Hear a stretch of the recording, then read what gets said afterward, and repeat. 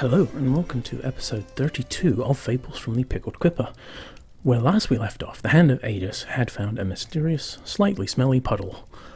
Let's find out what happens when they investigate that puddle a little further. That's who's behind the whole Delzimmer government, is Cater. I mean, his accent changes every day. It's sus. Real sus. He has a unit of goons that he calls the catering department. Right then. So, recap of session 31 goes a little something like this. We picked up right after the fight with the dragon. Each of you gets a scale from the beast and then push it down into the large chasm from whence it came. A somber breakfast happens and the troop travel on through the caves. A little while later, the party discovered an area where there was a puddle on the path in front of them, underneath a drippy stalactite. And for the first time since you entered the caves, back on the 20th of Marpaneth, you could not see one of the flickering blue candles ahead of you. And that is where we left off. Let's have everyone make a perception check, please. Oh, -1 for 17. 11. Unnatural 20. Good job. That's right, you didn't sleep. Wow, not bad for disadvantage. 6.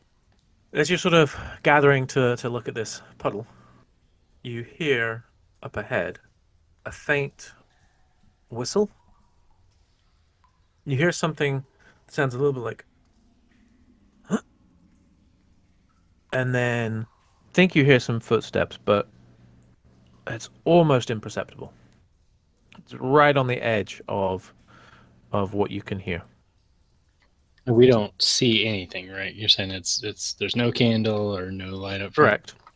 Or where we're going. Okay. The last light was how far behind us? It's still visible behind you, 100 feet back. Okay, so we are in darkness. Aside from your own little bubble, yes. I briefly push my sword all the way in so it kills any light in our area, kind of waiting for more chatter with a real ready look about me. Gotcha.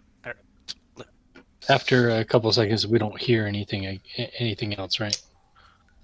Just that sequence of sounds, and then it goes quiet. Yeah, correct. I'm going to say we should probably move forward quietly. I don't know if they know we're here or not, but I do think somebody might have been ahead of us and might have actually might be in danger. So should we check it out, Bardo, in trademark fashion, just before the clankies come along? I guess if things break out and you hear stuff, then come running because it won't matter. We'll make a loud noise. Certainly. I mean, we won't go too far, right? We'll go a little bit. If it gets too far, we can always come back and get them to come further. Right. That's probably a good idea for now. I'll have as far back I can be from you and still see you. Well, We have the whole gloom stalkery thing again, where we have you can't really see me in the dark. yeah. Do you want? Should I go a little in front of you? Because boy, last time we did this, it was really hard to see you. I guess that's what you do, but That might actually make more sense. So yes, I will follow you. Just I'm temporarily. not going probably more than 30 feet in front of him. I don't want to die alone. Let's. She doesn't really know if I'm actually following her. Hopefully. So. Yeah, if I look back, I've got no idea what's going on. Right. Also, I can message back to you in your head. But That's true. if I see anything or sense anything, I will let you know in your mind. If you feel like we've covered this before, but I'm never sure you've quite grasped it, you can think back to me any response. Okay. Okay, it sounds like you've totally got on board with that. Off we go. Yes. I would like you each to make a stealth roll, please. Lanny? 24. Pretty stealthy. I'm looking and listening intently. Yes. I probably didn't need to say that, but Let's have. No, you did need to say that. Perception checks, please. and smelling. All because covered that- under the same perception check. Okay. Just for brevity, yes, we'll include it all as one. Oh, rats. Oh, 9. 10. You do see up ahead. It's very hard to gauge, but you think you see the surface shimmer slightly, and you think maybe it's another one of those pools, like the puddles. I kind of hold my hand up in a kind of stop motion, and I'll stop. I just stay there for like 10 to 12 seconds and just intently listen before moving on. You don't currently hear anything. Okay, I turn back around and nod, I suppose, and then just keep going. You see in front of you, the cavern seems to be taking a. Certainly, it's opening up to the left.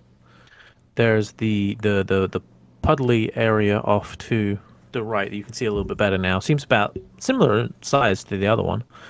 And then, yes, it seems to be opening up a little bit. As you listen, don't hear anything. As you look, you don't see anything. As you smell, you get ever so faint sulfurous smell. I in my head, I just whisper back to Badger. Cavern opens up to the left. Smells bad. I'm gonna just edge forward a little bit more. What bad? Smells like bad eggs. You How do I can you can detect that too. What? Yeah, Okay. it's subtle, but it's just sort of like wafting gently Just- in the still air. Maybe 3 or 4 days old eggs. Nothing too crazy. Bucket of blood special. 4-day-old eggs. To go with your floor cheese. From what you can tell, it does not look like the cavern continues straight on. It looks like it does curve to the left here. And I will say too, Bardor, you having spent more time underground, you kind of have a natural sort of sense for the size of space you're in, and it does feel like it might be like that space off to the left feels like it's opening up a little. I stop here, and I'm gonna kind of motion over to the wall.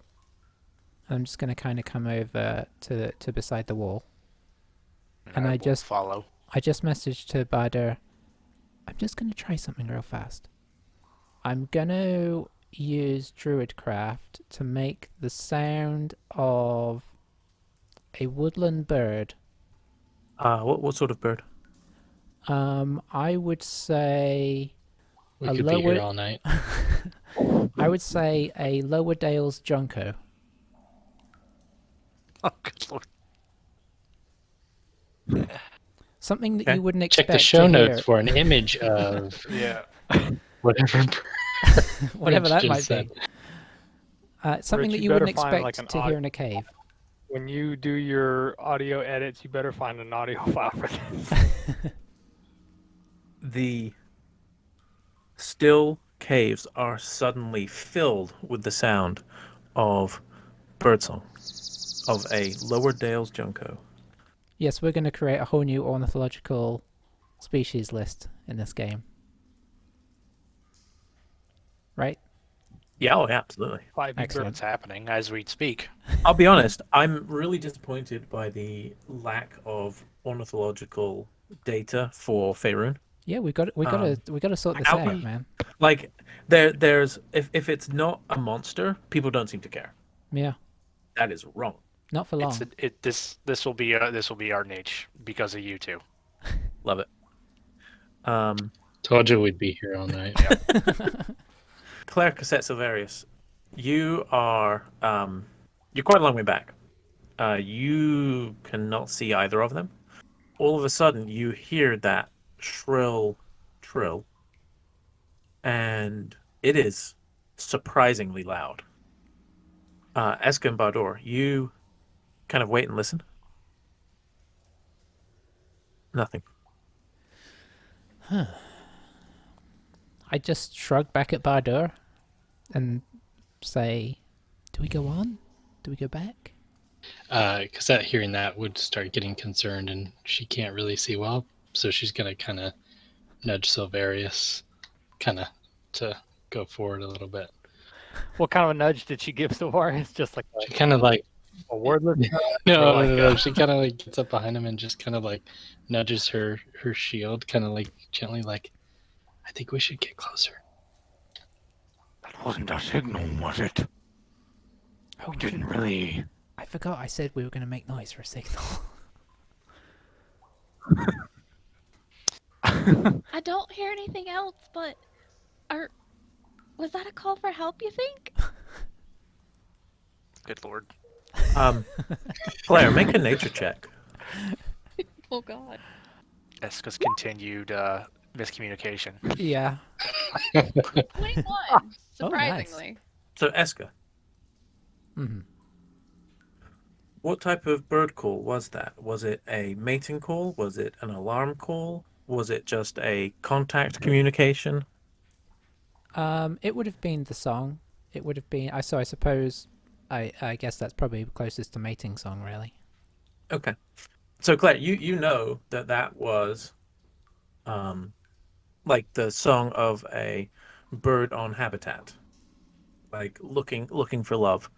Not an alarm call. In all the wrong places. Yeah, basically. Well, and that is also a valid point, though. It is in the wrong place. You can't think of a normal reason why a songbird would be calling in these caves, because this is not songbird territory by any stretch. Either that was a Twitter-pated bird, or that was a signal from Eska. Not an alarm, but it's still a bit concerning that she did make a noise, and she said she was going to make a noise if she needed us.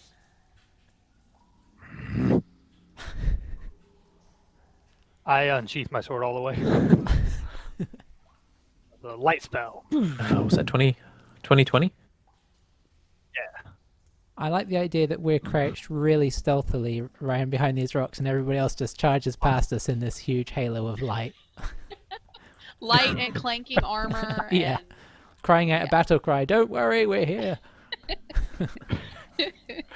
I will whisper up ahead to Eska and say, good job. Yeah, I didn't think that through. I just start moving forward 5 feet at a time, like a real steady. I assume I would catch that light, Phil. Oh goodness, yes. I just look at Barder and shake my head. Despondently. Do I know what Eska means, or is this another one of those things where... But I think that was pretty much your language. The headshake of despair is pretty universal. Okay. Claire, Cassette, are you moving up too? Oh, Claire's gone. Yeah, because that's like right behind Silverius. Is she? Like basically peeking around him. Are you moving forward carefully or like forward? Yeah, I would say cautiously with a hope for sneaky, but probably not.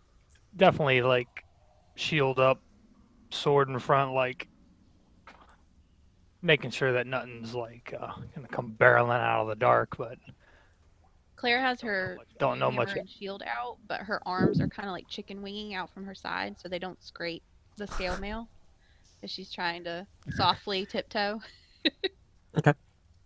I'm just going to wait in place at this point and let them come because I think it's too late to fix the damage here. Okay, Claire, you can now see Eska. I turn round and I just kind of like, I don't know why I'm doing it. I just kind of wave my arms in front of me like, stop. Oh, you were actually doing it? Yeah.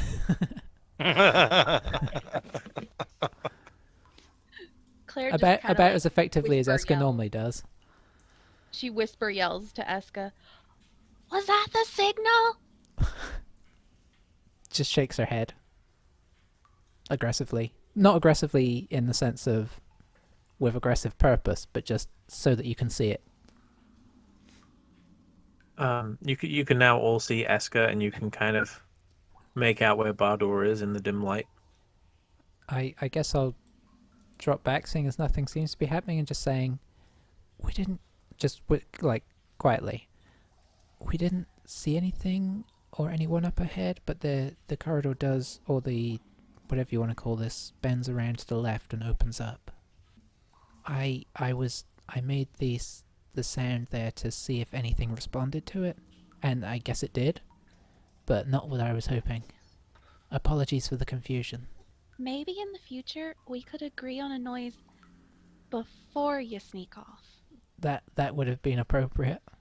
In hindsight, I realize that now. We were just following Silverius. In my notes, I'm referring to you three guys as the Clanks. If you're in a group. Yeah. So yeah, you're the Clanks squad. Well, now you're here. I guess I'll just peek around that corner. I'll nod my head and I'll bring my sheath my sword, the light back down to positions known. So I'm just gonna keep it out where like 10 foot of dim. So Eska, you come around the corner. You feel the openness immediately. As you turn around that bend, the air is less stagnant. You can feel above you as you come around the corner, the ceiling from being about sort of 15-20 foot, it goes up to sort of 40-50 feet above you as you sort of rounding the corner. So suddenly a large expanse. The sulfurous smell is a little stronger as you come around the corner. Like in front of you is the wall. You can see where it ends now, and the wall comes around and seems to take a turn off to the right again. But there is a large raised area, maybe 20 feet up, with a wooden a low palisade fence, and there is what appears to be a wooden ramp that's in relatively poor condition that leads up to this raised area. And looking down at you, you see two orcs with longbows trained directly at you. They just point at you and wait. I immediately dodge back round the corner. This is weird. There's orcs around there, Bardo. But they didn't shoot me. Is that normal in your experience? No. Do you want to go? It's probably not worth it. I mean, I can move forward. In theory, I'm there. Oh, they can't see you, can they? Go. Hopefully. See if you can scout out more. I didn't. As soon as I saw them, I stopped. I didn't want to get any more any further forward. But maybe you can kind of scout out the area better. Although they probably will be looking right in this direction. I can move out wider. I'll head back to the group and relay all of that and just let them know that Bardur is trying to get a wider view of what's going on. I'm going to go to the other side of the, like, next to the pool of whatever this stuff is, but not right in it, to kind of get, like, a wider arc. You see one orc with his bow trained at the area where Eska had been. All right, well, I'm gonna start, like, stealthing ahead. Roll stealth for me. 17. The orc's looking where Eska was, and then the one at the back turns and looks at you, or at least in your direction. You see a hint of a smile. I am going to shoot it. Okay. You do have advantage because it cannot see you. We're just passing out snacks in the background, waiting to see what Bardo comes back to report. Yep. Good. 12. Okay. There is a gap in the palisade where you can sort of see through to him, but unfortunately your aim is just a little off and your arrow lodges into sort of the edge of the fence right next to where it opens up. You may take your second shot. Oh, come on. 12. You're consistent. Mm-hmm. That arrow goes the other side of the palisade, like the other side of the entrance, and so there's now like an arrow in each of the posts there. And you can take your Dread Ambusher attack if you want as well. 12. I rolled 3 2s. So you take the third shot and it whistles past. I mean, there's nothing else to it. I'm going to need everyone to click themselves and then roll initiative, please. Wow, we are quick. Yeah. It's still very dark. I apologize. It's dark. Esco was handing out snacks. Yeah. There's a random bird here. I don't know what he wants. We're all like mid-month. Well, actually, it was a baiting call. I do know what he wants. Actually, no. Claire knows what he wants. I got 19. Haha. 25. I like to think that the orc was so confident that he just stood there and smiled the whole time, confident that Bardo would never hit him. Don't be too concerned about this delay. There's no reason to be concerned. Nope. I'm I not. figure you're just searching up names for your Yes. orcs because orc is so very They all impersonal. need names. Absolutely. All two of them. I just Orky and wanted like Orkson? really good orcish names is the thing, and it's just tricky. Right. And take your time getting the treasure that they're going to drop for us, all the magic items and things like that together. Of course. Conveniently, Bardoor, you get to take another turn. Does that make sense? I don't think it does. I think it makes sense that you initiate combat, and then, because I mean they were watching for you, so I don't think it was a proper surprise round. Actually, I'm gonna overrule myself and say that you had your turn. Okay. Eska. Can I at least have shouted out the jig is up? Oh, absolutely. Yes. Sorry. Yes. We'll say that was your action. You still have movement and bonus, and you may speak. Get over in the corner. Okay. Here. Yeah, that'll do for now. And then you shout, "The jig is up." Oh yeah. Right. So, Eska, what are you going to do? I mean, I have to sacrifice my turn as well. I was just handing out Chipmunk. I guess the tone of voice that Bardo used was slightly sort of urgent. I'm going to say that you probably know him well enough to know that was. Yes. This is things have escalated quickly. So Esco was sort of explaining what happened, and she hears that, and she says, "I guess we're going." And she will use a bonus action to cast Expeditious Retreat on herself, or Expeditious Maneuver. Take a shot at that first orc. Okay. 20, From where you're at, 25, he has some light cover. And yeah, I would just loose a shot from my longbow and dart back into cover. 18. 18 hits. Hooray! 13 piercing damage. That's a palpable hit. You find a gap in the fence that gets right through into his midriff area, torso. That's a better word. We'll go with torso. And pierces right through the hide armor that you could briefly see he was wearing, and you hear a loud gasp. And yeah, you feel like that probably did a decent chunk of damage. Bador, you hear some footsteps. This orc comes 5, 10, 15, 20, 25, 30, 35, 40, 45, 50, 55, 60. Right down here. Just comes rushing down at you.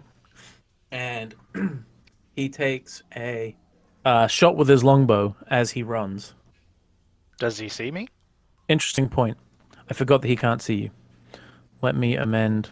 I point to where Bardur is and I say, "No, you were going the right way."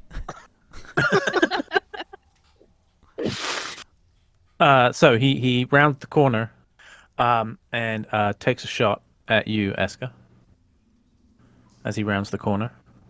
Oh goodness, he rolls a crit. So he comes around, and you can see, like earlier when you saw this orc, he was standing there. He looked calm and collected. Now he looks enraged. And he comes around and unleashes this arrow shot, and it goes right into your thigh with alarming precision, dealing 10 points of piercing damage. Okay. And as soon as the arrow is released, he just throws his longbow on the ground and reaches for the great axe at his back and brings it round in front of him. He's going to go there. I mean, nothing else is happening in the background. Apologies for the dead air. But, sometimes air just dies. It's a sad reality of life. Is that a alternative way to say passing wind? Eli, that was a better joke than we gave you credit for. I don't think all of us laughed as hard as we should have. That was a pretty good joke. And now that I think about it a little bit more. Slow burn, slow burn. That joke had a fuse to it. Yeah. Yeah. So, what you're going to see... I can edit that to make Bardur. it seem that you enjoyed it earlier. Don't worry. Nice. Or that nobody even acknowledges me. Yeah. We can edit in crickets. Yep. By we mean Rich. Yeah. What you see is a javelin come shooting across into the cavern that has been lit up. Claire, it is your turn.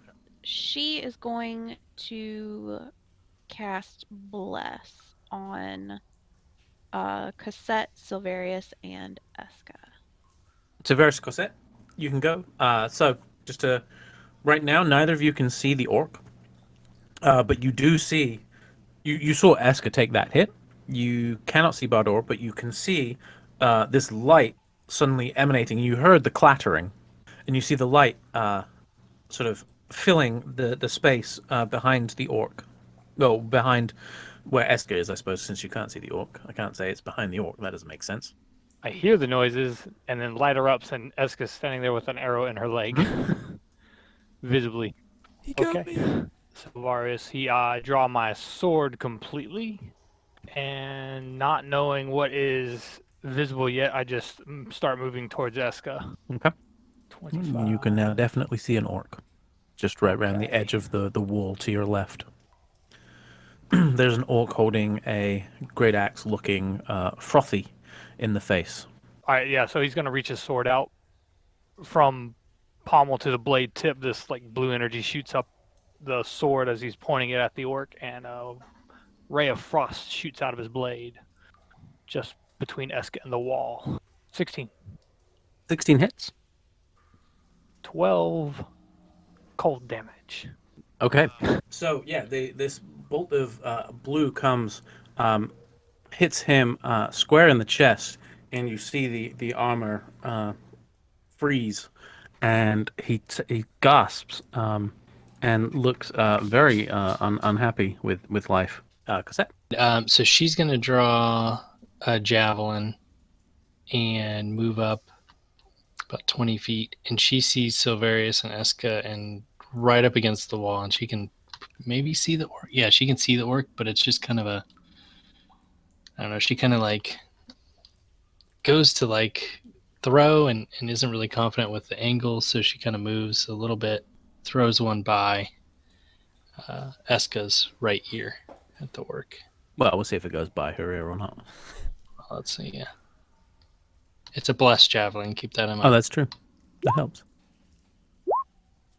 Yeah, not that much. 14 to hit with the bless. Okay. 14 hits. 10 piercing damage. So the hide armor had sort of frozen solid onto the orc's chest, and this javelin comes through and just shatters the hide armor and goes right through. And you can see this went like a good foot in. Bardor, you have an excellent view of this. It's quite dramatic, and the orc topples over backwards. He is a deceased orc. Okay, Bardor, you are up. Yeah, I don't see anything except for that gigantic light, so that's unfortunate. I'm gonna have to double move, I think. Little tiny legs. Then I'm gonna peek around the corner. So as you get there, the cavern opens out in front of you. You can see again the ceiling is going even higher out towards the middle there, probably about 80 feet above the center. The raised platform that is about 20 feet off to your right, where the original orcs were, continues around, and then there is a large bridge elevated at that 20 feet mark that goes across to another raised area off in front of you. It is dark, but obviously you can see just fine. What you see is 1, 2, 3 orcs on the bridge. Three sort of like orcs the orcs you already saw. One of them looks in bad shape. You think it's probably one who got shot earlier. There is another orc who appears to be wearing chainmail and holding a shield. And this also has sort of like a 3-foot fence in front of it as well. At the far left of the bridge, you see an orc? Question mark. The creature is much shorter than a typical orc. Orcs, usually 6 foot plus. This creature has the overall appearance of an orc, but is maybe only about 4.5 feet tall. It is stocky and muscly. Unlike the sort of the greeny gray skin of the orcs to its left, this creature has very dark, almost black skin. And as you look across, you lock eyes, and its eyes are almost fiery as it stares at you. It has prominent tusks sticking out from the lower jaw, and there is a faint, smoky aura around it. And as you look at it, the sulfurous smell intensifies again. Further around, you see an orc in full plate mail, wielding a great axe. And then you see another bridge coming from that sort of central raised island, leading off further left, and another bow-wielding orc. And then these bow-wielding orcs are going to unleash a volley at you. Sweet. That is an 18 to hit. Yes. That is a 5 to hit. No. That is an 8 to hit. No. 12. No. And 14. No. Okay, just the one. So, as you sort of come into the light, that feels both right and wrong, and you see and hear these arrows start whistling towards you, and you're able to dodge most of them. One of them catches you low down, just above the ankle, and gets you sort of like in the calf, dealing 6 points of piercing damage. I've got 5 more movement, and I'm just going to tuck around the corner, and I'm going to, in a huff, say, "We're not getting paid enough." And then I'll say fortifications. Eska. I really don't know what to do here. I look round to the rest of the party and sort of see if they still look enthused. Party, do you look enthused? Savarius, very. Go figure. Claire looks Yeah. nauseous.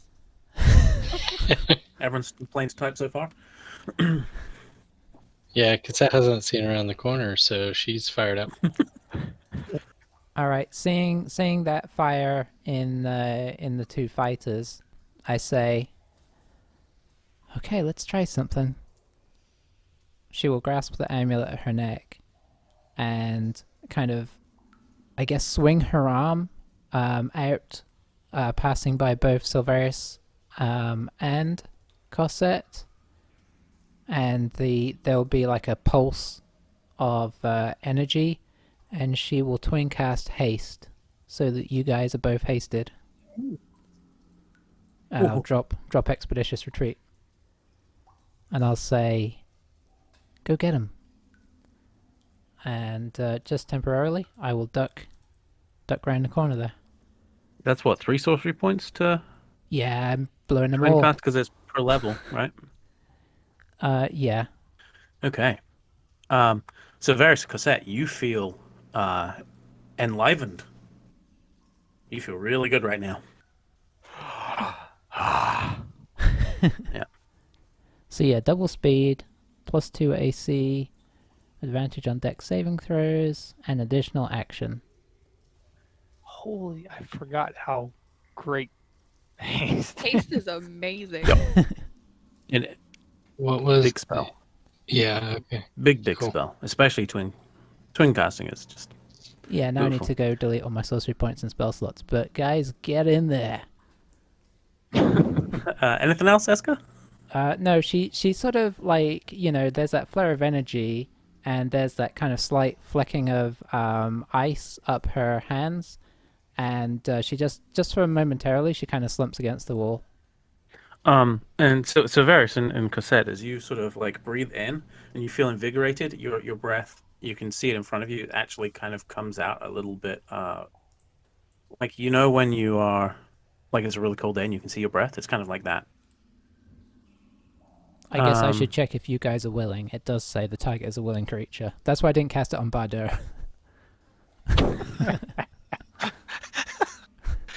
Yeah. I reject your haste.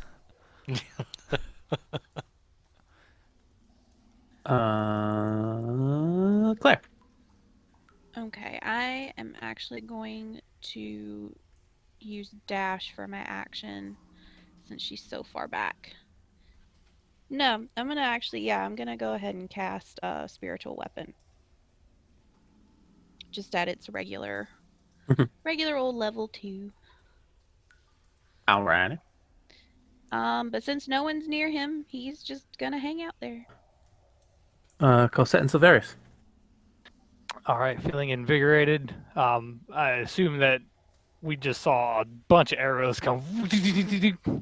Yes, you would have seen Bardor get peppered. 25. When I get to here, I'm looking, and I see light, and I see nothing. Correct. You And cannot. You that- can see a faint glowing hammer. Okay, that tells Savaris nothing. It's just bobbing happily in the distance.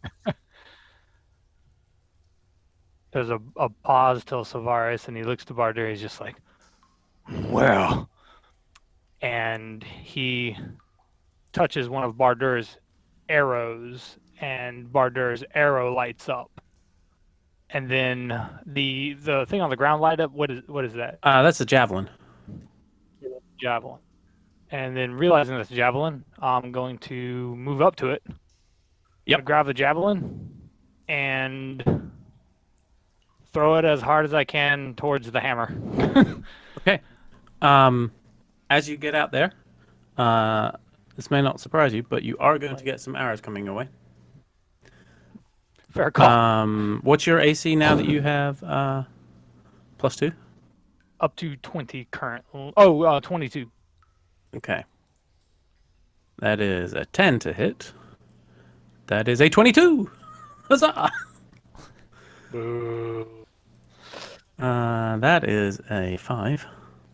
That is a 16. I gotta roll really high here to do anything.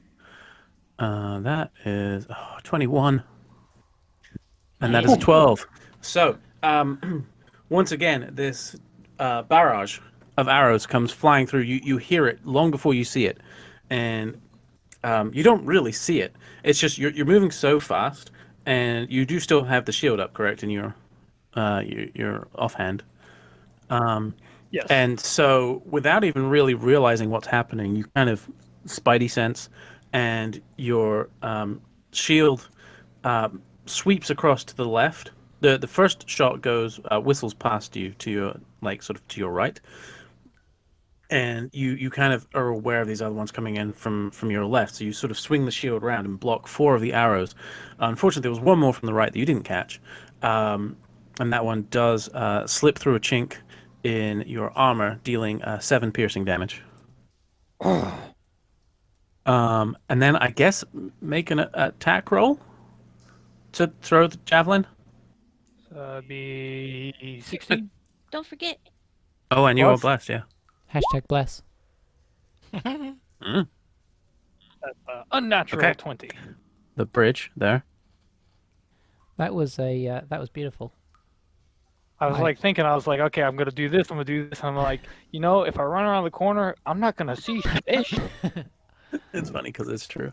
But I really like that yes. you use their own light against them. That's pretty nifty.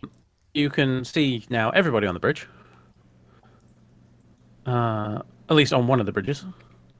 And it is all lit up over there. I don't even know this. That is correct. Bardor does. But he didn't tell you that. Because he's mean and he's keeping that information to himself. Are you lit up like a light, Silverius? I should no Okay. longer be. Did you sheath your sword? I transferred my light to his arrow. Good point. Okay. In that case, yes, you are now in your own little patch of darkness. Bardor's lit up. You do see... Oh, that's right, Bardor's lit up. Interesting. Thanks. He's super stoked about that. Bardor is lit. You do see Silverius just about 10 feet away from you, hanging in the air. You see a blood-soaked sword bobbing rather happily, not unlike a certain unicorn hammer. That looks familiar. So I actually know a little bit about these things. You suspect that it is probably quite similar to, yes. Going to try to get a little bit of cover temporarily and run over to the nook on the side. He's just got his shield up and ready. He's just ready. And that would be the extent of my actions. Okay. All right, Cassette, top that. Okay. So I imagine this happening like basically at the same time, or her right after. So she's gonna jog, but obviously with the haste, she's like moving faster than she was even anticipating. So she kind of has a quick step, but she quickly like snags the javelin. So she'll go 30 feet and she'll pass by. I think that orc was right there. So can she grab her javelin out of the body? She goes past, so she's got her shield and her javelin. She's kind of like confused because she's right behind Silverius, and she sees him kind of like run to the side, and she doesn't understand what's going on. And then she turns around and sees this giant floating bloody sword, and goes, "Oh, okay, that's what's." And so just my movement, it's doubled, right? Yeah. So I have 30 more feet. Yep. Just in my regular move. Okay. I think she just tries to run past it. She can't see anything off to the left, but just at least the ones on the bridge, right? Correct. Okay. So that's a movement. She kind of goes to like almost like pump fake with the javelin and realizes it's just too far, and she's just going to keep running. So she's actually going to run up right before the bridge to here and kind of crouch down a little bit, kind of ready to run around the corner when she gets a chance. All right. Butter. All right, so I will just pop around the corner. Can I sort of make out who's who to a certain degree? Can I tell like that is a priest or a cleric or something up on the top left? He's in chain shirt, and you can see he like has painted onto his face. There's a white sword a sort of a rough representation of the blade hanging in the air in front of you. It's like painted onto like sort of down the front of his face, and he just kind of has that sort of like slightly fanatical priest look about him. I am going to take the lit up arrow and shoot it at him. Oh, first I want to cast Hunter's Mark. On him, Yes, you may do that also. 15. So you fire the arrow, and it just clears the fence, hits the priest in the shoulder. The priest is now lit up like a Christmas tree, and you are plunged back into darkness. Yay! You'll be pleased to know. I am. There are some things in D&D that I'm like, man, I wish I could see that like in a movie or something. That would be such a cool scene. So did that actually hit then? That hit, you may... Oh, you did damage. Yes. I did do damage. It was 13 damage. Yeah. He takes that to the shoulder and roars out in pain. Okay. I am going to step up like another 10 feet Mhm. so I can hopefully get my advantage. And then I want to shoot at him again. Make a stealth roll. Stealthy. I got a 15 on that just for the Oh, thank you. 25. 25, yes, big hit. Much wow. So 11 Okay. damage he does. He, yep. Shot gets through, hits him on the other shoulder, and he kind of staggers back. And for a second, you get excited because you realize that behind them, there's only fence on one side. And so he like reaches out for the fence, realizes it's not there, and almost falls. But he manages to catch himself, although he is... you can tell, and Cassette, you can see this as you sort of like peering over. You see this guy looking very bad. He looks in a lot of pain. Okay. And so just to let you know what you see to your left as you step out, Yes, there's another just raised platform, and you see an orc standing behind a palisade wall, pointing a bow in your general direction. And then there's another bridge that looks like it, you assume probably connects over to where that orc is elevated. And there's two orcs with bows, and then the heavily armored orc is also there on that bridge. Alrighty. Eska. Gonna move out so I can see the situation. I'm gonna do a self-imposed perception check, I think, if that's okay. Yeah. There's a As an lot to action. grasp here. 22. Would Eska have encountered orcs before? She probably would have encountered half orcs, Mm. but I don't know that she'd have come across any orcs. Mm.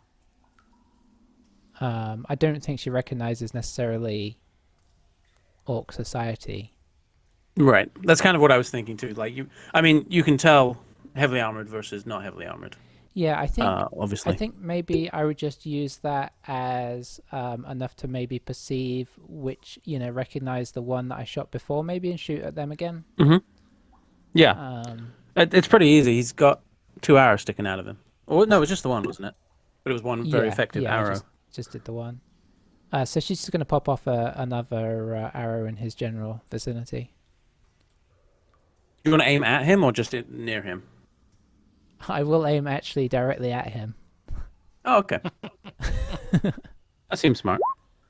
That's going to be a 23. Yes. Hashtag bless. Yes. Goodness, yes. 7 piercing. 7 piercing, you say? Yeah.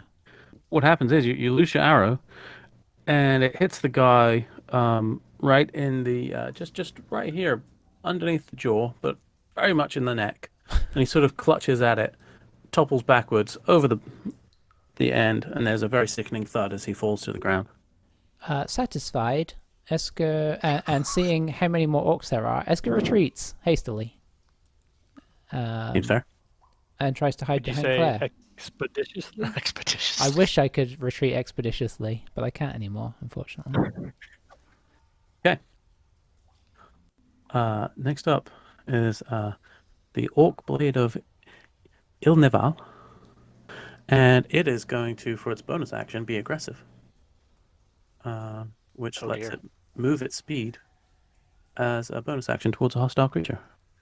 Do I appear hostile? Um, I'm really bad about myself. Maybe I should look into that. It does have its shield equipped, so it is going to swing one-handed with its longsword over the fence down towards Cosette, who's crouching there. First swing is a 21 to hit. That's exactly my AC. Okay. Don't forget your +2. Yeah, that's with the plus Okay, two. darn it. What about another +2? So you see this longsword swing down, and as it swings, you see a black pulse shoot down the sword, and it comes in, creeps past your shield, and into your ribs, dealing 11 slashing and 3 necrotic damage. And you see him grin as he swings again.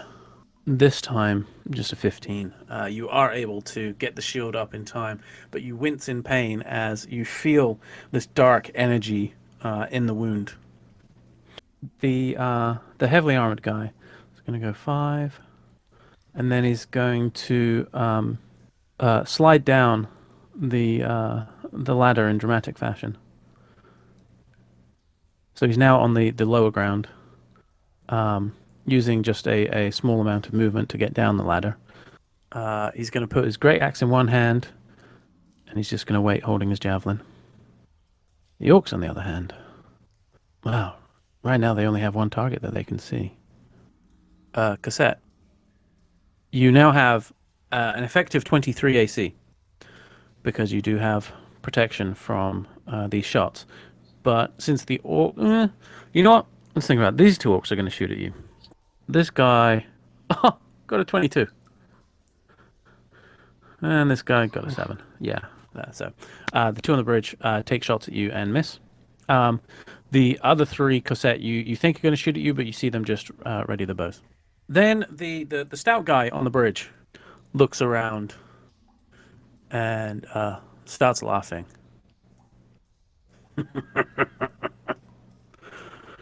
Fools.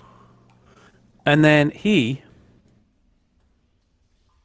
is going to be aggressive. And he's going to come all the way around to Cassette, You thought I was hostile too? apparently.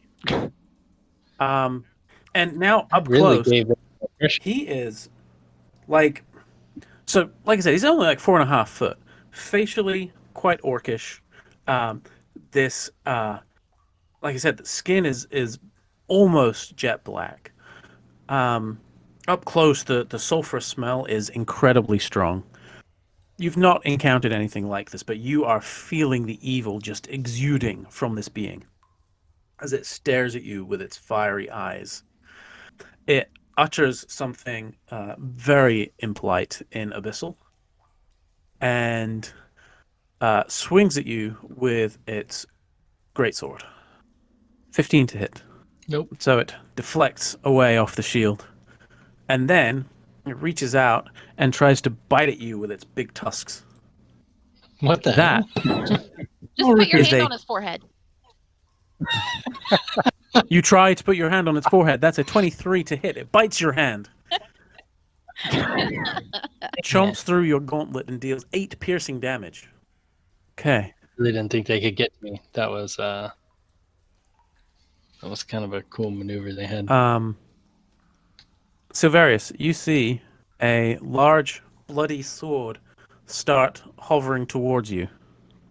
And it's all dark right here, right? So I just see this like glowing thing Yup. getting closer. Large. And you can see, like, the blood sort of dripping off it. It doesn't hit the ground, but it just keeps dripping off. But there seems to be no end to the blood on the blade.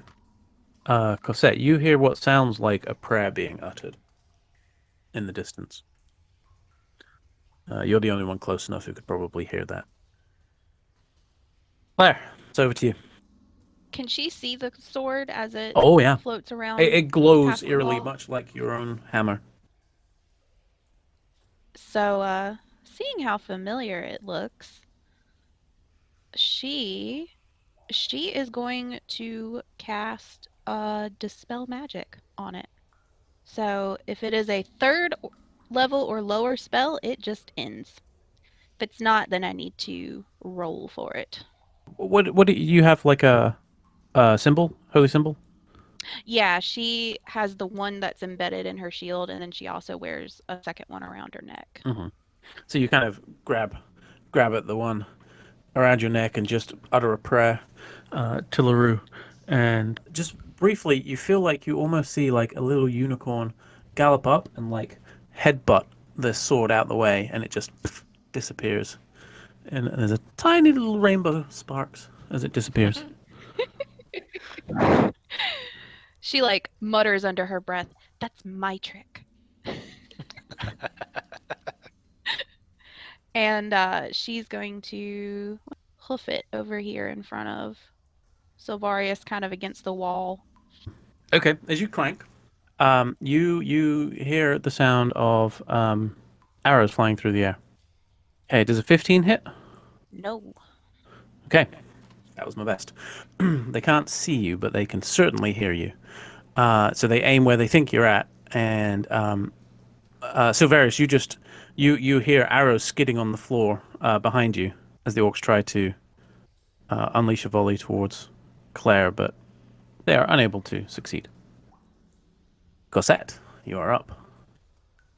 So, very soon, you want to go first again? Yes, Or? either or. If you're not opposed, I had an Yep, go for it. idea. I can see where I want to head, just because where I want to head, I know that there was stuff there, and light exists. So Varus is going to run forward past Claire, and assuming there's a tussly sound to the right and up over the top. Yeah, you would hear the tussle.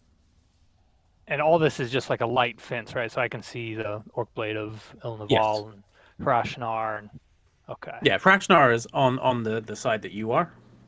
The orc blade is on the other side. Okay, so Varus runs up. He takes his deep breath and exhales this frosty, icy wind. So DC 13 con saves. Okay. For 8 damage on a failed, 4 on a pass. Okay. So you see, unsurprisingly, Krashnar's right there in front. He seems to take the brunt of the blow and takes the full 8. The blade of Ilnaville behind him seems to be better protected and takes half damage. And then with a the hastened speed, just going to lash out with an attack. And yeah, you see that creature in front of you now. He's not as tall as you would have expected an orcish creature to be. You see no armor on him, and you lash out, getting a 15. Okay, 15. You cut into his hide, dealing 9 slashing damage. As you do so, he turns and looks at you, and the red that his eyes were burning pulsate, and it burns brighter, almost to white. And he spins around and lashes out and attack at you in revenge with his greatsword. I've heard of opportunity attacks. I've never heard of revenge attacks. Okay, so that's a crit. So he deals 17 slashing and 9 necrotic. This greatsword, it happens almost before you realize it. It's a quick upswing, lashes, cuts through into the gorgeous splint mail, and red starts pouring out over the blue intertwined scales of the armor, and much like Cosette, not that you've compared notes, but you feel this dark energy pulsing inside the wound. So that's a total of 28 damage. And she sees kind of and looks behind because that does at this like attack, and she will immediately like kind of close her eyes and reach out, and she's going to channel divinity and reflect it back. So what do I take? The full... It is a wisdom saving throw first. Okay. Let me double check that the ranges. I think they just both have to be within 30 feet. Yeah. Okay. Not a problem. And a fail, the attacker takes radiant damage equal to the damage it just dealt, and save is half damage. Okay. I can tell you that it rolled a 1. So it will take... What did I say that was? 26? 28? I thought it was 39. 70 something. I don't remember the second number. 8 plus 9, 26. So, Cassette, you reach out and just, like, you do the hand trick again. You just put your hand on him, and you feel like this weird, unnatural warmth from the creature, and then just energy floods out from your hand, and you see the creature recoil. You don't feel like this did extra damage, but you feel like it really, really hated it. And it looks at you, and you see its eyes go white again, and doesn't do anything, but its eyes go white briefly before settling back to the red flame. Oof. Way to bounce that back in my face. Sylvaris almost falls down to one knee and then just kind of like reinvigorates. I'm going to use an action surge. Oh, goodness. And second wind. Yep. Do a white flame blade trying to streak across both of them. Who are you targeting primarily? It is going to target the black orc first. Okay. Rashnar. 21, 24 to hit. Yeah, that hits.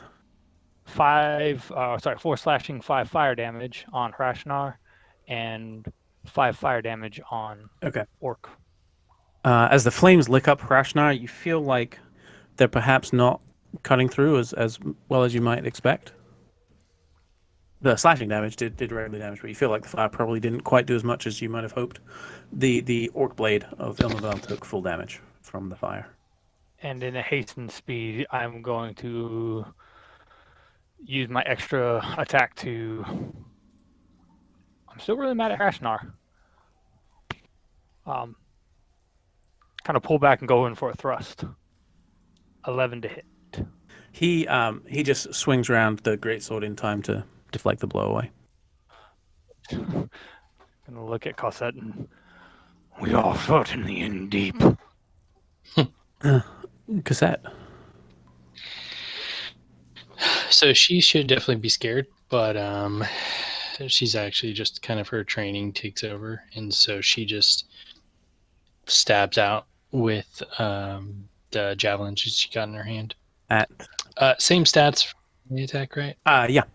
Oh, in front of me, dude. Orc, whatever, bleed of. Okay. Ilmavel. Natural 20 for a 28 plus 2, 30. Does a 30 hit? Hold on, let me check. Yes. Turns out it does.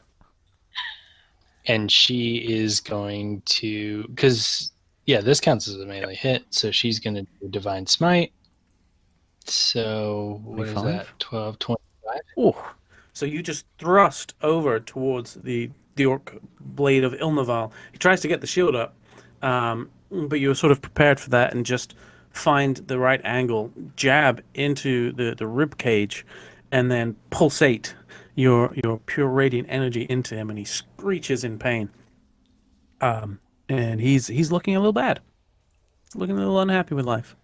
Okay, so she actually like stabs him in the chest with the javelin and just leaves it there. Nice. And then she'll, as she kind of turns to the side towards Hrashnar, if I said that correctly, she'll draw the flail and swing at him. Okay. 24 to hit with Yeah. the blast. Oh, yeah. Yeah. Okay, and she will do another Divine Smite. So 10 bludgeoning and another 8 radiant. Okay. Yeah, you sort of do a side swipe into his chest, and the flail digs in, and then the energy shoots through, and you see the white light mingling with the darkness in him, and it just sort of pulses for a second. He screeches out. The eyes turn to a blue flame, glaring at you, and he just snarls, and he looks bad. You would say he is bloodied. So I'll swing one more time at Hrashnar with the flail. So 10 bludgeoning on that second. Alrighty. Another good hit, this time onto the meaty thigh. And I mean, this guy, now you're up close, you can see he is jacked. Like, his muscles have muscles. 4.5 foot, but easily sort of 200, 250 pounds and not 1% of body fat on him. And so you see, like, as your flail latches in and like pulls away at some of the flesh, you see the muscle kind of contort underneath.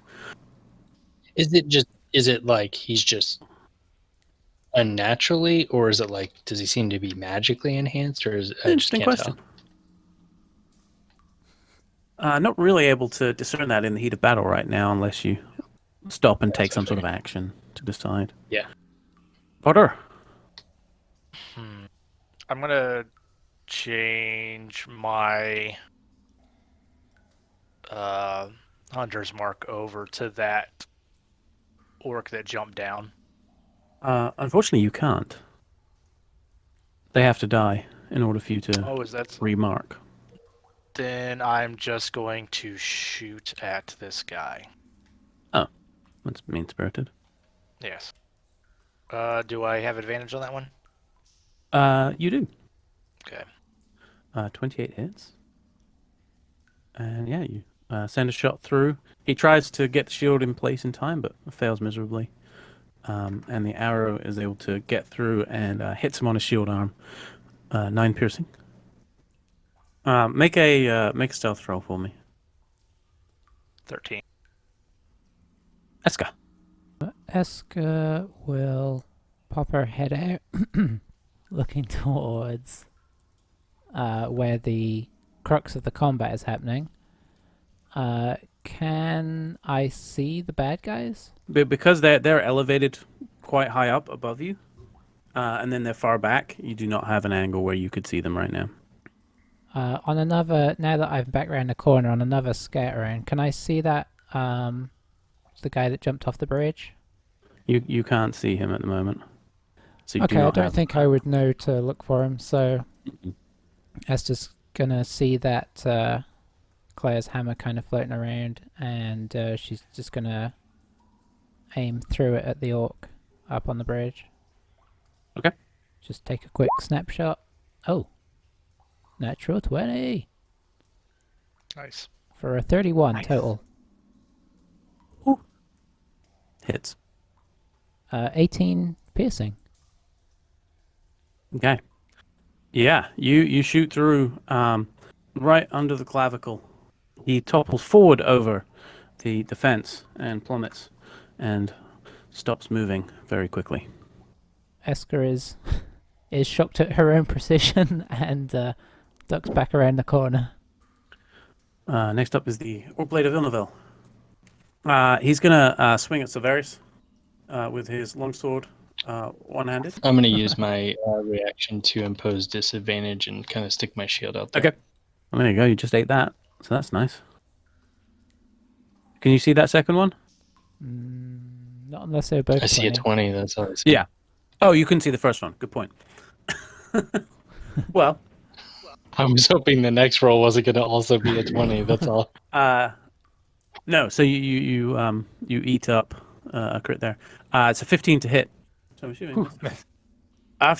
So he goes to swing at you, Silverus, and you kind of see it out of the corner of your eye, and then all of a sudden, Cassette's shield is there blocking you. The orc blade turns around angrily and swings at Cosette. However, his sword gets caught up on the barrier, and he gets a 12 and misses. Okay, next up, dude on the ground. Bardo, you see him start running, and as he's running, he pulls out a javelin and just hurls it towards Claire, because that's the only person he can see right now. That is a 12 to hit. No. Thank God. No. Rubbish. That's it. He was aggressive there.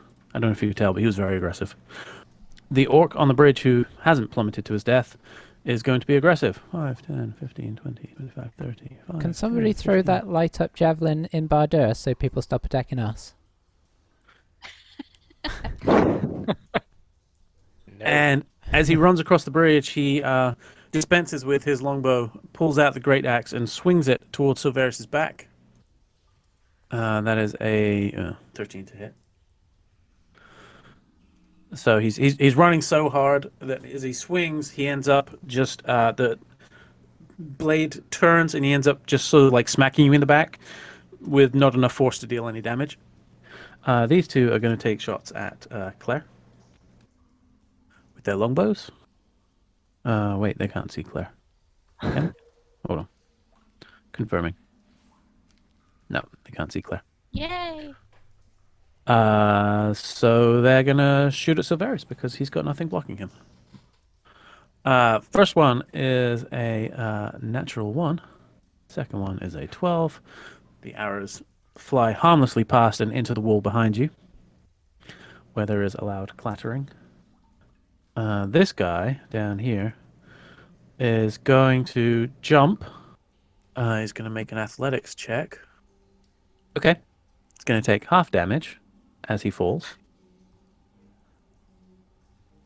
Oofta. Okay, he takes some damage, but lands on his feet just painfully. 5, 10, 15, 20, 25, 30. 5, 10, 15, 20, 25, 30. He can now see Claire, so he's going to shoot Claire. Because he knew they were over there. Ooh, finally. I've rolled above a 2. It's a 21 to hit. Yeah, that definitely hits.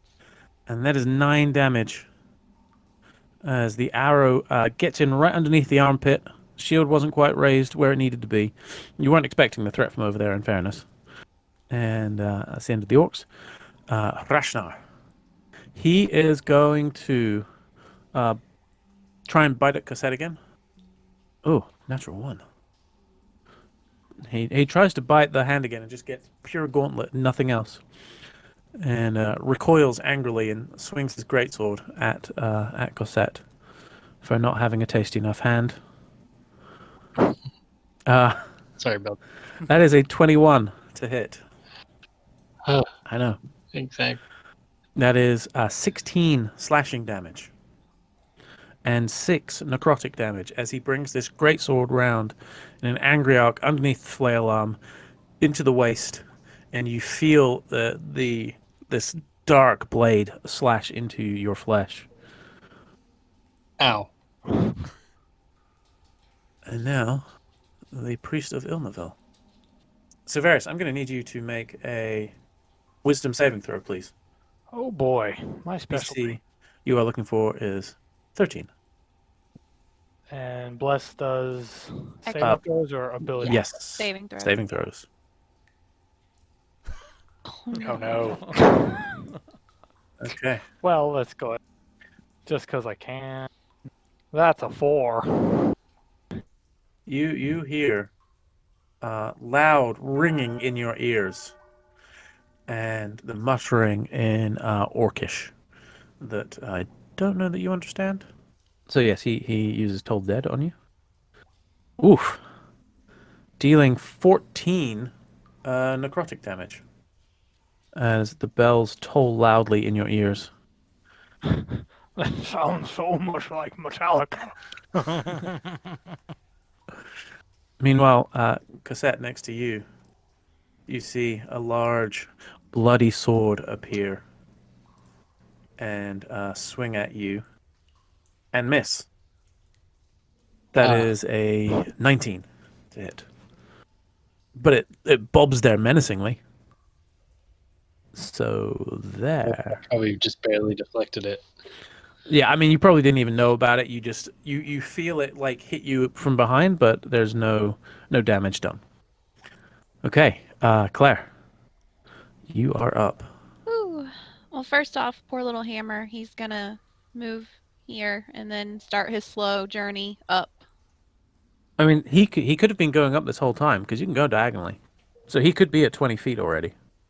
Oh, okay.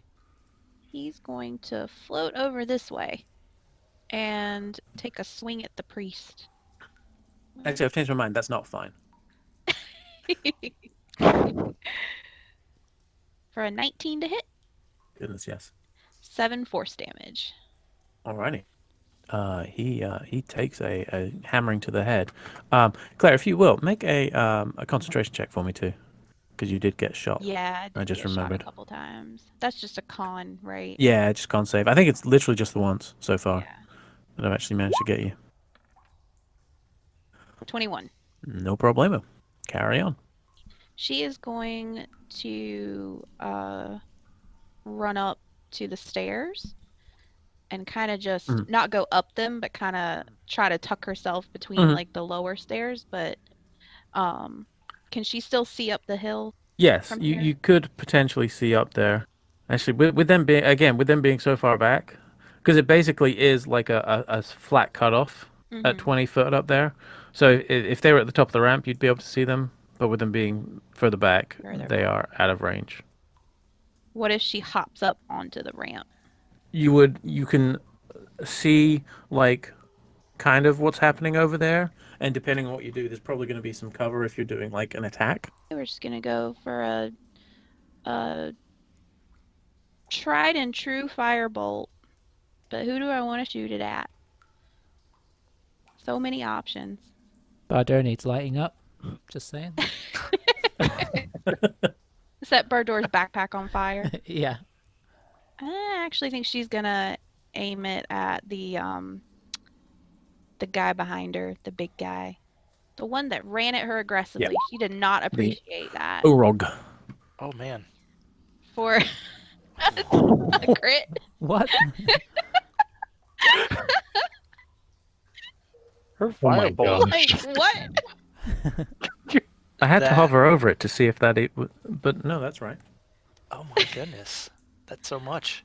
It's so funny. I think calling it Yeah, a so motor level fire 17 seems a bit firebolt. understated now. That's 32 damage. What Start with that next time. level? What level was that? That's a cantrip. That's just a cantrip.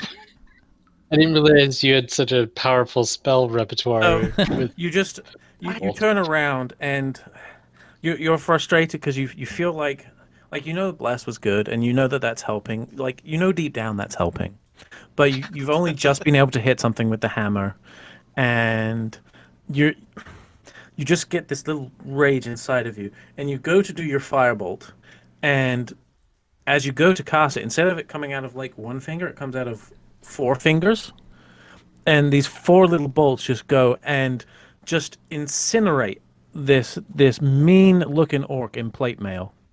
You turn around, Bardor, you are temporarily visible, as this Orog in plate just is on fire, and as the flames settle, he is.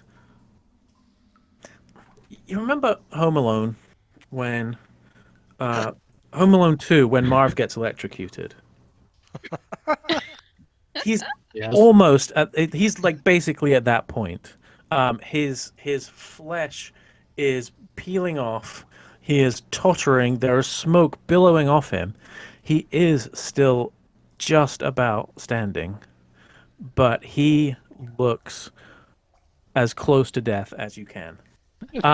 The orc behind him, Claire, you can see as that guy goes up in flames, that orc looks terrified and looks at you, and you can see the fear in his eyes. Claire has an equally shocked expression on her face when she makes eye contact with the other orc.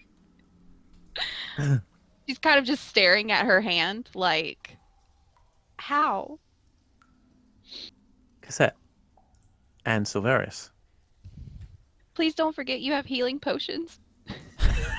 Yeah. Mhm. Well, let's see. There's plenty of targets.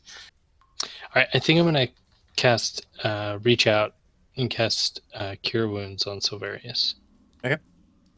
At level 2. Ooh, I'm less inclined to allow that.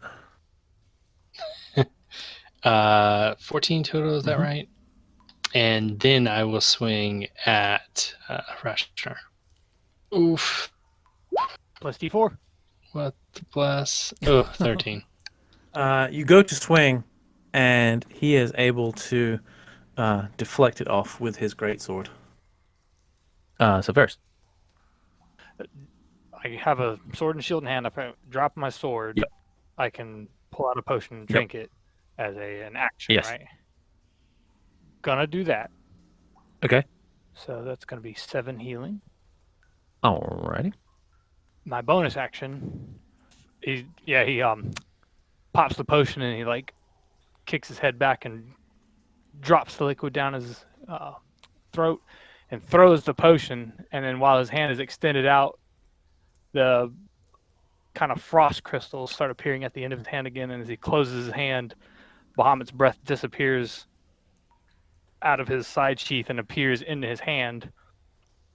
And he's going to swing back around towards Harashnar with his hasted attack action. Alrighty. Well, 27. Oh, to yes, hit. with 27 definitely hits. 10 slashing damage on Harashnar, and then 1 fire damage on Harashnar. As you hit him, he turns and you see the white flames of the sword reflected in his eyes, and he swings at you with unbridled fury. That's what it says here. Which one's doing that? Rashnar swinging at Silverius. I will give disadvantage. That actually makes it a straight roll, because it really is unbridled fury. Oh, okay. That said, I did not roll well. So apparently it was slightly bridled fury, as it turns out. Yeah, he misses woefully. Just deflects off the shield. I think we're back to Bardoor. I'm going to shoot at the priest. Okay.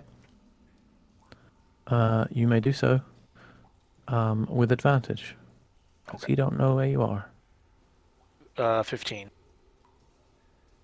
15 hits. 6. Oh, they should have done 100 mark as well.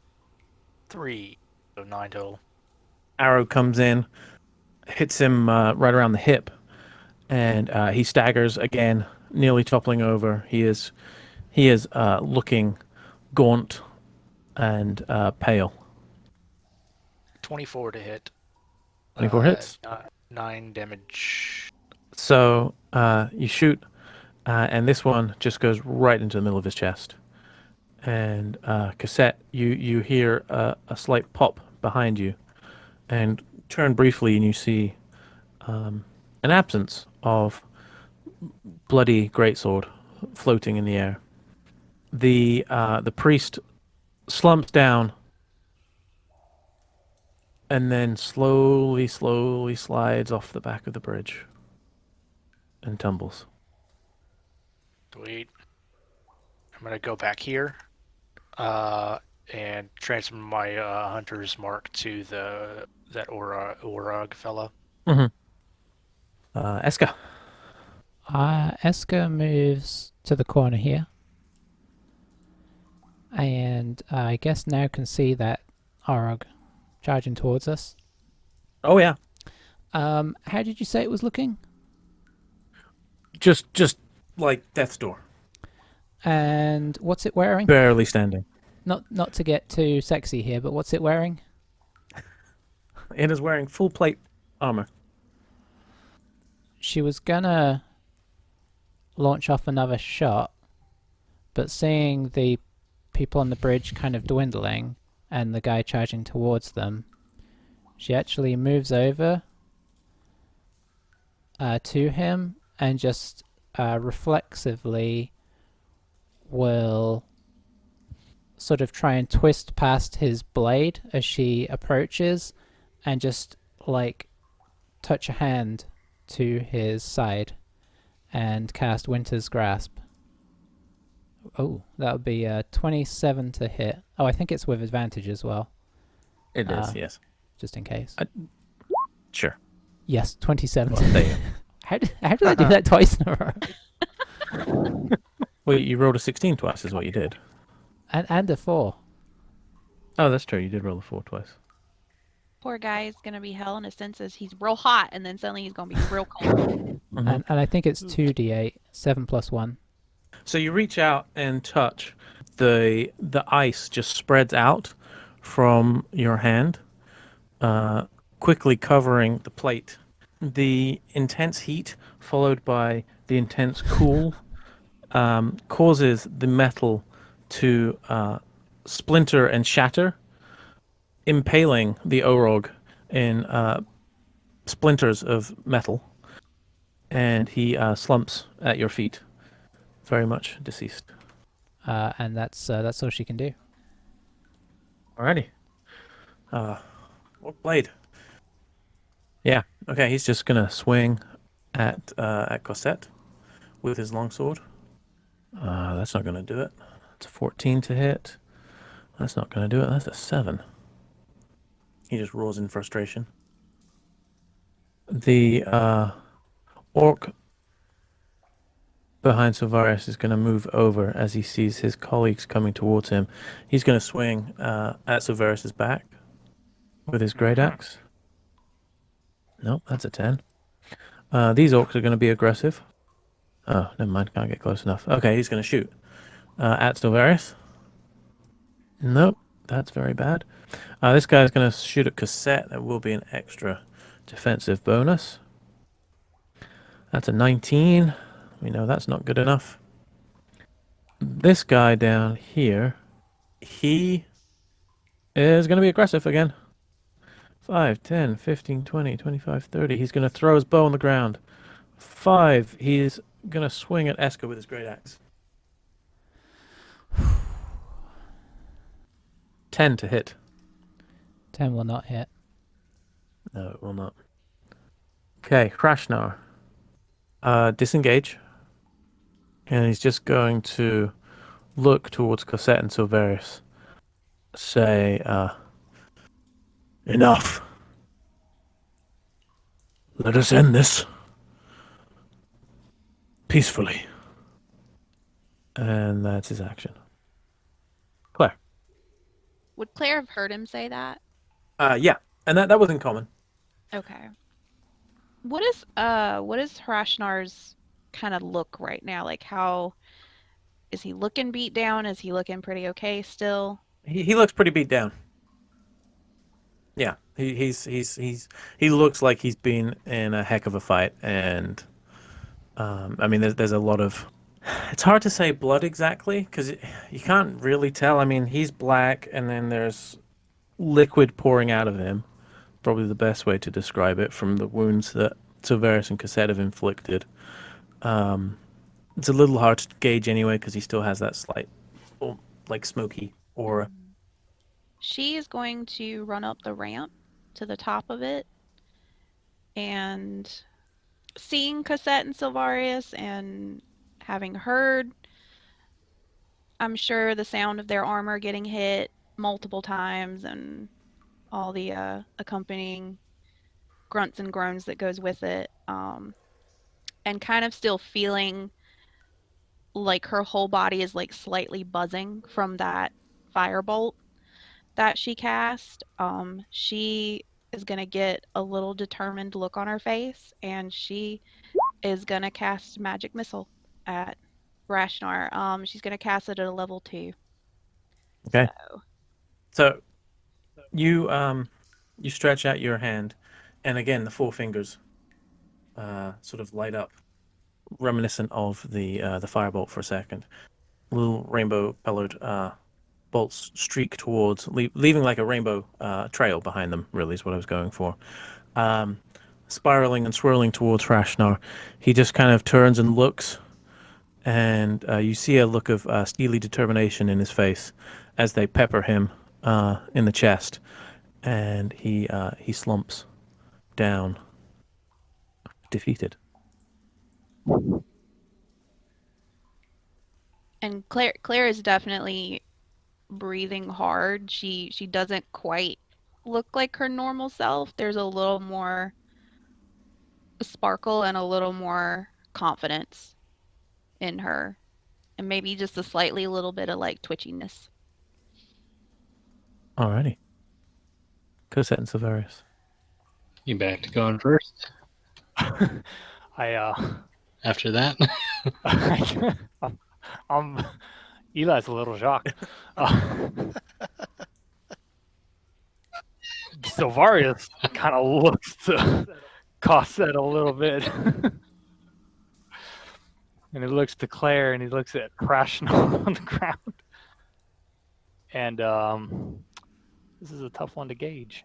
Well then, no. Right, Silvarius, he'll look at Cosette and still having everything that was going on around him. Let's finish this. And he's going to extend his sword out towards the other leader type orc and cast Thunderwave. DC 14 Constitution, towards orc and the other guy. Okay, the blade gets a 16. The orc behind him gets an 18. Gosh. So 4 damage piece. My bonus action, utter the word Hexen, and my blade's gonna light up into its Bahamut bright light, and I'm gonna bring it down on the orc in front of me with my hasted attack action. 27 to hit. Oh yeah, that is. 4 slashing damage and 6 cold damage. Okay. Yeah, you bring it down. The orcs, so you cast off this thunder wave, and they somehow stagger and hold position as this loud boom goes off, and you hear a creak from the bridge. Then, as they're trying to catch, like literally just hold on, the orc blade reaches out and grabs the fence, and as he does so, you just bring the sword down, slash down hard onto his arm, nearly severing it completely. He is in a very bad way as the cold flames lick up his arm. So probably only Claire and Silverius would see this, but Cosette goes from kind of an angry expression to, once Rashnar goes down, she still feels not necessarily sadness, but kind of pity. So her expression changes quite a bit, but I think she kind of understands that's the only solution to this problem. So she's going to turn and continue fighting. So she's going to swing at the orc blade duders. Ooh, a 10. She will try again. So that's a 23. The second. Yes, big hit. For 8 bludgeoning damage. Okay. So you reach over the fence, swing just barely missing Silverius's face, bring the flail round into the flank of this heavily protected orc, and the flail digs in, and as you kind of pull back, ready to contemplate another swing, you see the orc fall down at your feet, defeated and no longer breathing. She will kind of see Silverius facing the 2. She'll circle around and kind of cover his back and use her hasted action to attack the remaining orc. And I just can't remember. Has he been hit? Does he look like he's taken any injuries? No, this one's not been hit. Okay. Oh, Natural 20. Oh my god. So I will use another Divine Smite here. You guys have rolled a lot of crits. Yeah. Oh yeah, look, there it is. Yep. You've rolled a lot more crits than I have. Not that I'm bitter. Yeah, you have had a good rolling night from what I could tell. Either that or they just have really bad modifiers. I mean, a bit of both. Which they're orcs, Yeah. but... Okay, so 16, 12, 28. Right. Go for the old backhand this time, and just pummel this orc into the wall behind him, and again, just the radiating energy just bursts through him, and he literally is severed in multiple places, just torn to shreds by the flail. Eesh, gross. Well, I didn't do it. You did. Okay, and then she's gonna kind of come around and stand side to side with Silverius kind of facing down the orcs on the bridge. Bardo, there is an orc in front of you. There is. And hearing the dude say I want to talk, and then Claire. Yeah, you could see Claire Smashing. casting. I get a big grin. I transfer my hunter's mark to him, and I pull out my falcata, leaving my bow in my left hand, pulling with my right hand, and attack with that. 20. And 20 hits. 15. You just straight cleave up the inside, cutting through the hide armor easily, and basically cut him from navel to neck. And he slumps to the floor in front of you. Okie doke. Eska. Couple of orcs left on the bridge. Eska's gonna sort of follow up next to Barder. Pull another arrow, fire away. 18 Hits. and 7 piercing. Was that the one on the left or the right? Let's go to ask. Oh, sorry, the one on the left. I figured that one would be easier to see with the ramp. Makes sense. Okay. Yep. And, He's looking rough. You didn't like But- that? Bonus action, just sort of glance warily at Claire, and that's my turn. Hey, the orcs. They sort of glance at each other, throw down their bows, and be aggressive one last time. I thought you were going to say they surrender. That's what I was thinking too. They've assessed the situation and decided that surrender is pointless. Swinging at cassette. First one. It's Is a a good crit. Oh, No. 25 to hit. It hits, but it is not a crit because of my armor. Yes. Very true. Sorry, Phil. I know you've been waiting all night. That is 8 slashing instead of 16. You got a crit on me earlier. That's true. And then the other one is gonna swing at Silverius, and I have a feeling that something might happen when I say that. Stick that Yep. little shield out. So swinging at disadvantage. Thankfully, it doesn't eat a crit, so it's a 7 to hit. That's it. Claire. Claire is just standing there, breathing hard, eyeballs bulging out of her head, and you slowly see her hammer fade out of existence. And Silvarius and Cassette also feel just slightly less capable, just a smidge. And she just turns around and sits on the steps. And that's Okay. it. That's it for her. So I'm assuming that means bless dropped. Yes. Cassette and Silverius. My sword bursts into like super flames. I try to streak it across both of them. Seems kind of greedy, but okay. So the one directly in front of me will take 4 slashing damage, 8 fire damage, and then Oh. the one in front of Cosette is just going to take. Real quick Wait, what? though, does that 13 to hit? Because bless is no longer Plus on 4. you. Bless is gone. Oh, never mind. 13 to hit. 13 hits. Okay, just making sure. Oh. Okay. I kind of not forgot that as well, but yes, the 13 does hit. It is literally their AC. So the guy in front of me, 4 slashing, 8 fire, 4 cold damage, totaling 16 Mhm. damage. and then the one adjacent in front of Cosette would take the 8 fire damage plus 3 for my spell casting modifier. That is literally everything you needed. There's just the smell of crispy orc as Silvarius slashes blazing white flame blade across cold and hot flames licking up the orcs as their hide armor catches fire and they burn. You kind of take a moment as the last of the fire sort of crackles out, looking around. Some of you quite battered, bruised, bleeding badly. All of you having seen some things. There are corpses everywhere.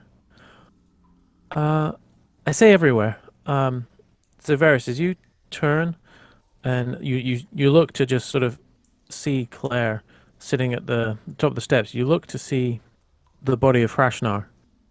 And all there is a pool of something on the ground where he fell. There's no sign of a body. Like staring at that location, I wouldn't assume that I could garner anything from that, could I? I think we'll have to find out next session. As you try and Sounds good. garner it, Esker senses that the threat has gone and releases haste, unknowing of its after effects. Of its downside. So Varys and Cassette, you are overcome with exhaustion. Temporarily. I almost fall over and grab Cosette for balance. Cassette almost falls over and grabs you for balance. You both tumble over the bridge to your doom.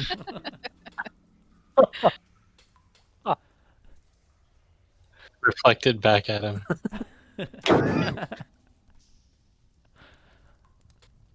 Wow. Okay. Whew. A lot to unpack there. I don't know about Yeah. anybody else, but I feel like that was pretty close. I feel like it was like us Scooby-Doo going to commercial. It's like we look back and there's nobody. Dun dun dun. Find out next time. Wow. I feel like we were one bad enemy hit away from kind of collapsing one by one. Yeah. I mean that was Yeah. a very dangerous encounter. You're welcome.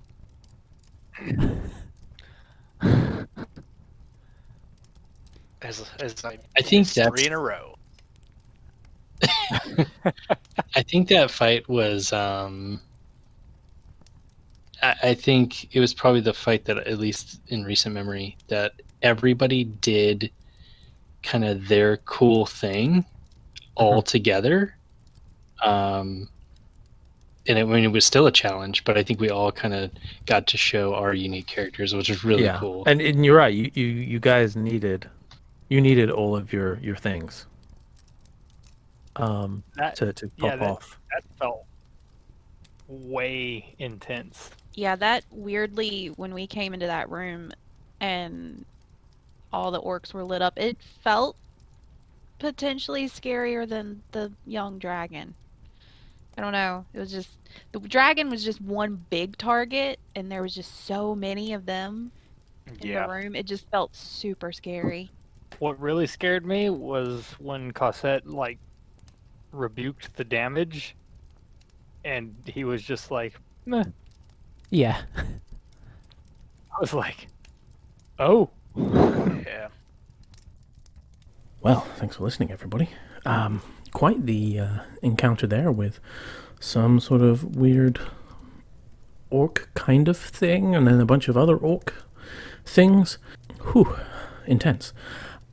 Check in next time to see what happens in the aftermath of this great battle with the orcs on the road to Badgerdown. We'll see you next time for more Fables from the Pickled Quipper. Goodbye.